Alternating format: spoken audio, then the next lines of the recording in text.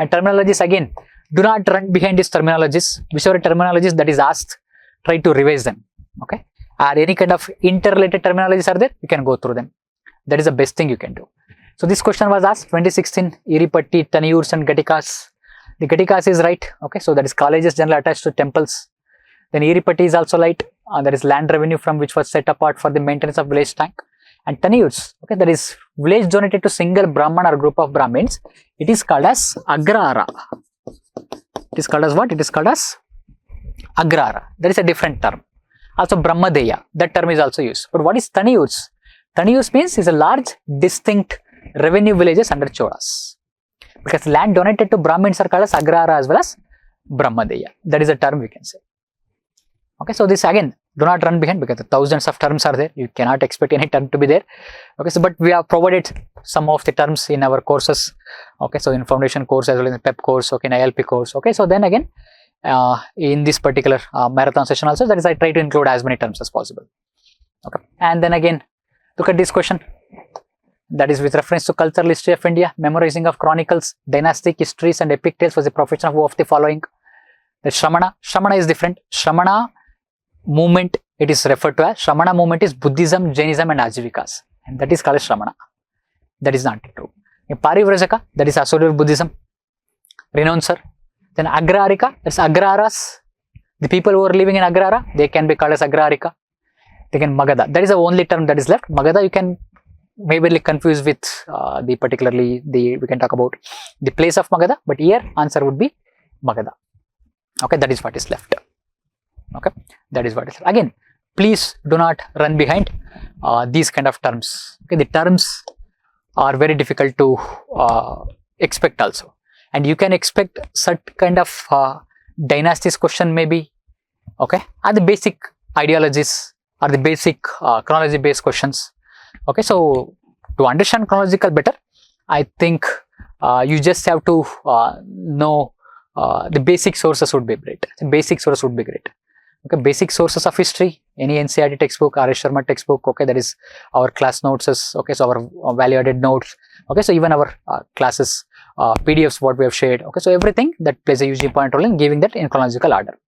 Okay, this marathon session, that is I try to include as much as possible in chronological way itself only. But terminologies I have separated, and again literature I will separate. Okay, so that we can talk about separately. All the literature which is asked in POQs we are going to discuss. And also, that is we want for greater understanding of history.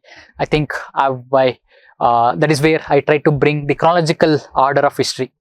If you understand chronological order of history from Stone Ages to until the modern times. Okay, and now Shramana movement, that is a word we will try to decode this. What is Parivrajaka we discussed, Agrarika we discussed, that is Brahmana's land. Magadha, and this is a term that is for remembering the tales. What is Shramana? Shramana movement, that is around 600 BC. There is Buddhism, Jainism, Ajivika. That is called Shramana movement. And that is the Shramana means the seeker, one who performs acts of austerity as well as asceticism. The Buddhism, that is non-Vedic movement. Buddhism, Jainism, Ajivikas, who believed in destiny. Okay, so that is the philosophy of Ajivika. The other sects were also there. Like we can talk about Charavakas, look, then again we can talk about Ashishvatavada. Okay, we can talk about Purana Kashyapa, Kriya, non-action. So these are all mentioned as Shramana movement, and they challenge the Vedic tradition, the heterodox sects. Okay, that is Buddhism, Jainism, Ajivikas. They are also called as Shramana movement. And again, Magadha Sarsutas, and they were the priestly family, descendants of the priestly families Vedic period, and they were known for memorizing chronicles during the time, and also memorizing dynastic histories of epic tales. Was their major work, but it is a major profession we can talk about. Okay, that is Magadhas as well as Sutas. And again, Agrarika, I think it is derived out of the land grants which is given to Brahmanas and to temples also. That is started around 5th, 6th centuries, particularly temples construction, and the land grant started by Shatavahanas. Okay, and the land given to Brahmanas, and that particular land was called as Agrara as well as Brahmadeya or Sashana. Okay, and those Brahmins were living in this Agrara probably called as Agrarika. Okay, and these villages were revenue free or rent free. Brahmanas did not have to pay any kind of rent out of that particular land. So that is where these terms, okay, so that is you are learning certain concept, certain terms will come out of that concept, that is fine, but you don't run behind any terminologies. Just run behind simple understanding of history, that would be fine. Okay, that we have seen questions of 2023. Simple question was asked about soul. Okay. Then again, with reference to cultural history of India, consider the following pairs. Parivrajaka. Again, look at this. This term. Okay. So we discussed about here. This term is there, Parivrajaka. Again, repeated now. Okay. So that is, you don't have to run behind terminology. You just have to stick to the terminologies that is already there in the PYQs.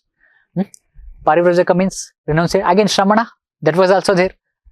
It is not a priest with high status. Shramana was one who seeking austerity. Upasaka, we talked about lay follower of Buddhism. It's asked in 2020. Simple now. Which of the following pairs are correct? This is correct. Renunciate, wanderer, lay follower of Buddhism correct. This is wrong. 2 should be eliminated.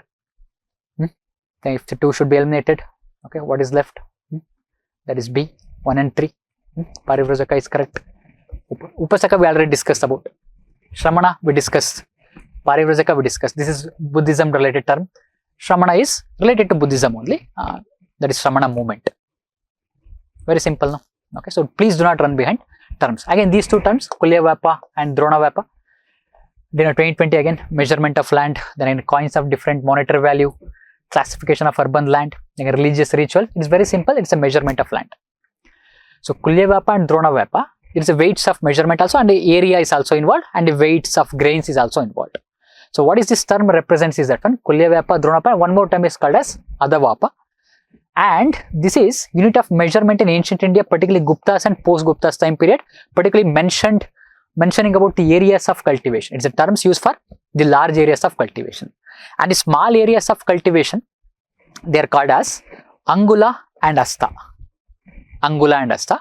And now we'll come to these terms. What Adavapa refers to is that one, that is 3/8 to half acre of land. Then Drona Vapa refers to 1.5 to 2 acres of land. Then Kulya Vapa refers to 12 to 16 acres of land. And what this refers is that one, all these are mentioned in one of the copper plate inscriptions that were found in Bengal. What these terms refer is that one, that is certain grains require how much land to be cultivated, how much land to cultivate those land. Like Drona or Kulya or Kula, it is a weight of grains. So 1 Kulya or 1 Kula, or we can say 1 Drona. It requires 1.5 to 2 acres of land for cultivation, and 1 Kula requires 12 to 16 acres of cultivation. Like the Vapa means sowing, that's cultivation we can say. Okay, that is, so area required to sow 1 Kula or 1 Drona. That is 1 Kula requires 12 and 16 acres, 1 Drona requires 1.5 to 2 acres. That is, the weight is also involved, and at the same time the areas of cultivation is also involved. Okay, so that is called as Kulya Vapa as well as Drona Vapa.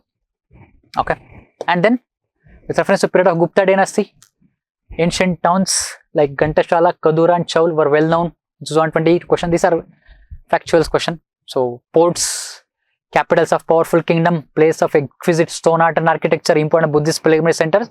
We know these are ports. Particularly, this gives away Chaul, even if we don't know about Ghantashala as well as Kadura. And port questions for keeps on repeating. This asked in 2020.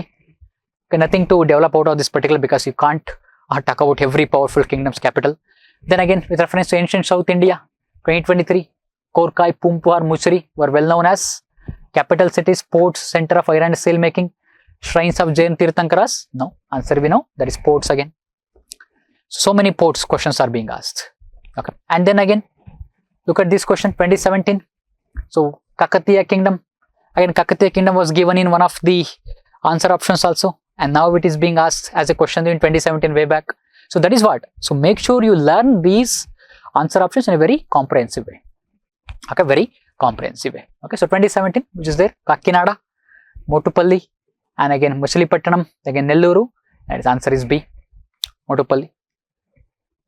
3 questions about the ports itself only, 2017, 2023. Again, ancient ports have all mentioned over here. And these particular ports, what is the unique thing about them? This Kalyan, Chaul, Brouch and Kambay in western part of the country, they had trade connection with Roman Empire. Tamralipti, it has trade connection with Java and Sumatra in Southeast Asia and China as well as Sri Lanka also. And Andhra Pradesh region, the ports for Kadura and Ghantashala. And again in talk about Pandya region, that is Tondail, and then again Kaveri Pattanam, that is Puhar. Then again Kottayam and Muziris on the Malabar coast, on the eastern coast we can talk about. So different ancient ports of India. I have given their uniqueness. Okay, so which kingdom they were belong to also, that kind of questions asked. Some all other ports I have mentioned over here for you people. Okay, so we covered this in our PEP courses also, prelims exclusive program. So I've given this particular list. Okay, so all the ports list. Again, some of the ports that is mentioned in one of the sources, the Periplus of the Erythraean Sea related to 75 AD. We don't know the author of this particular name. The Erythraean Sea, we can talk about the Red Sea, Arabian Sea, as well as Eritrea country, we can talk about. Many ports have been mentioned and their names have been given in this particular brackets also, you can go through them. So all these ports. So make sure you put it onto his map. So don't worry, that is, I have done that for you people also. Okay, so you can go through this particular list. Just slide over. So all the major important international ports also, Indian ports also, in chronological order, north to south, east to west. So however you want, and that is there in this particular slide.